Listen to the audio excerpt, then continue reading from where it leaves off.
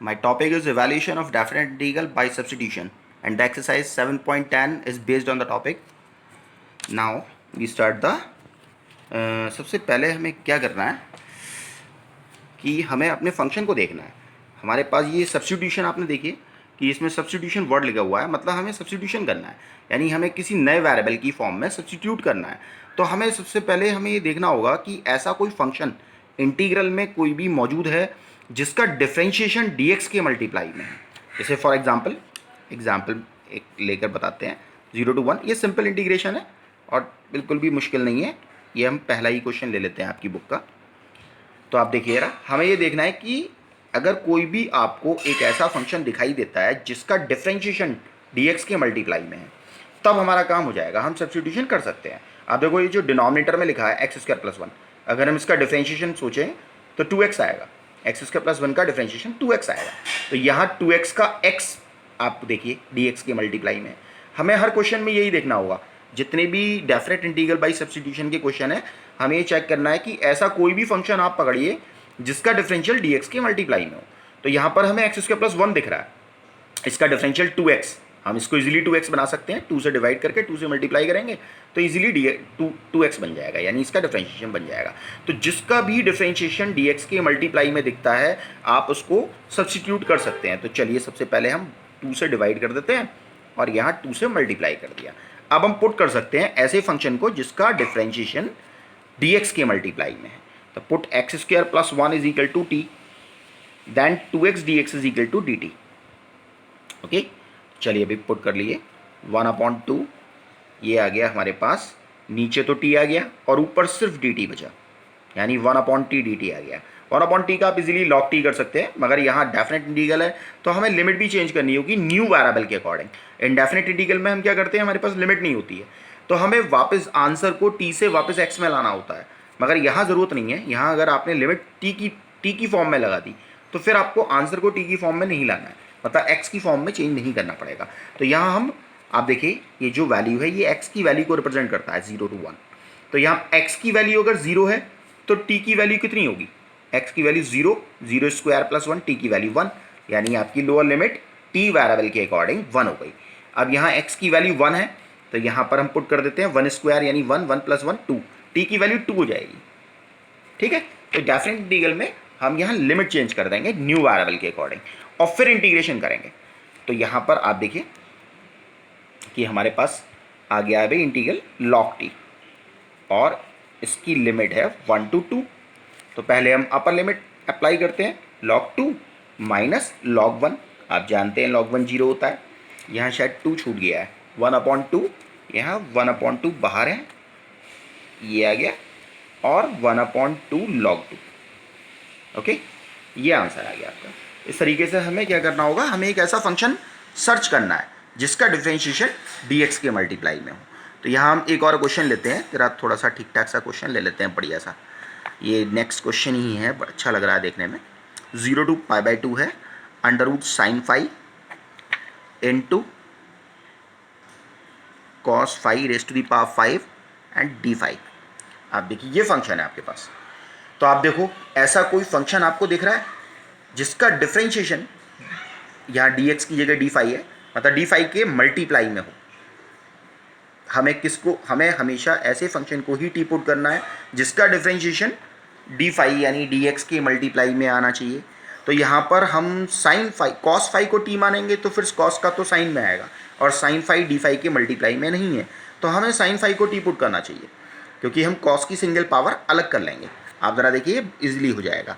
हम यहाँ क्या करते हैं 0 to π/2, हम इसमें से हम sin phi को टी पुट करेंगे और cos phi की सिंगल पावर d phi की साथ लगा देते हैं. ये देखिए अभी cos phi raised to 4 into cos phi d phi. अब हम ये जो cos phi raised to 4 है इसको हम साइन में कन्वर्ट कर लेते हैं.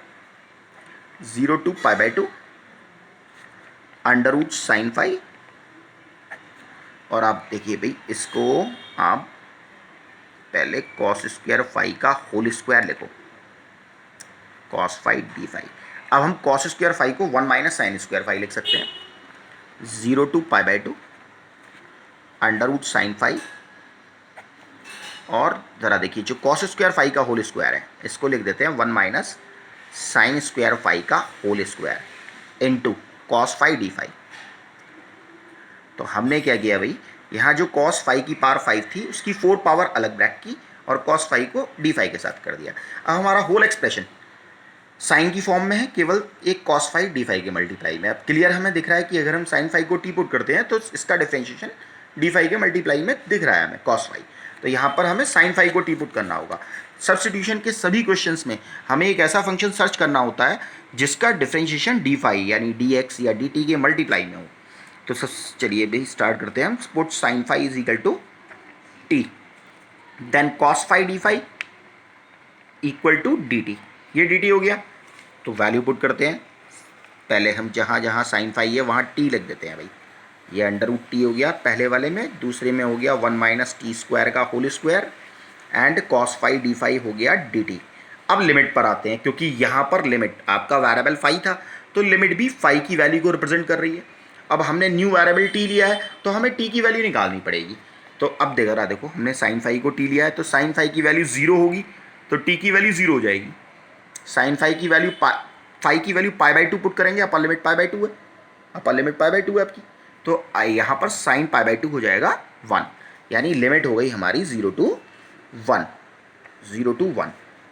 ओके, इसको सिंप्लीफाई कर लो भाई। 0 to 1 under root t into 1 plus t to the power 4 minus 2t square, a minus b का होल स्क्वायर लगा दिया है डी टी। ठीक है, अब जो बाहर वाला अंडर रूट टी है यानी टी टू दी पावर 1/2, इससे हम अंदर की सभी टर्म्स को मल्टीप्लाई करने जा रहे हैं।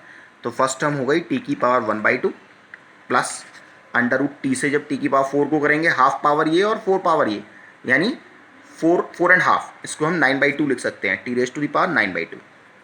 नेक्स्ट टी की पावर 2 और टी की पावर हाफ मल्टीप्लाई में होगा तो 5/2 हो जाएगी, -2 इंटू टी की पावर 5/2। चलिए अब आपने फॉर्मूला जानते हैं आप, x to the power n का फॉर्मूला हम इंटीग्रेशन करते हैं तो x to the power n+1 upon n+1, तीनों टर्म्स में वही फॉर्मूला लगना है। तो वैल्यू देख लेते हैं क्या आएगी। T raise to the power ये देखिए 1/2 है तो ये 3/2 हो जाएगा अपॉन 3/2। ओके, प्लस टी की पावर 9/2 प्लस 1 यानी 11/2, अपॉन में भी 11/2 आ जाएगा, -2 into t raise to the power 5/2 plus 1 यानी 7/2, अपॉन में भी 7/2 आएगा। ठीक है, और लिमिट हो गई हमारी 0 टू 1। अब ज़रा गौर से देखिए, पहले हम अपर लिमिट लगाएंगे, टी की वैल्यू 1 लगाएंगे सब जगह, फिर माइनस करके 0 लगाएंगे तो सारी टर्म 0 हो रही हैं।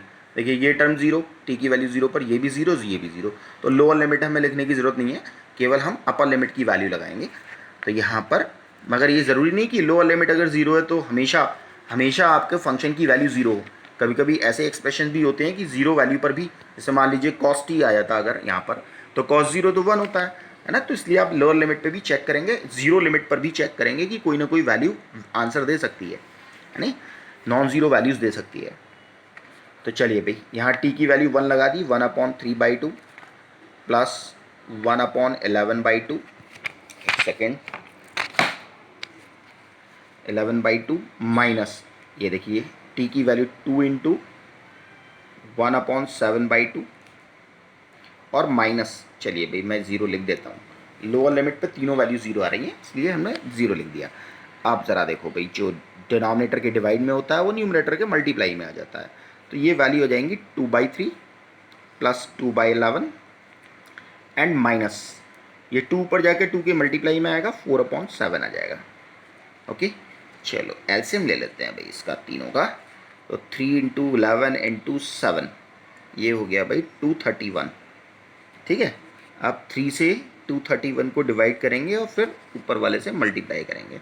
ये तो ये 77 इंटू 2 यानी ये आ गया 154 प्लस 2, इन दोनों से मल्टीप्लाई 3 7 21 2 42 आ जाएगा यहाँ पर, एंड माइनस तीसरा आ जाएगा 132।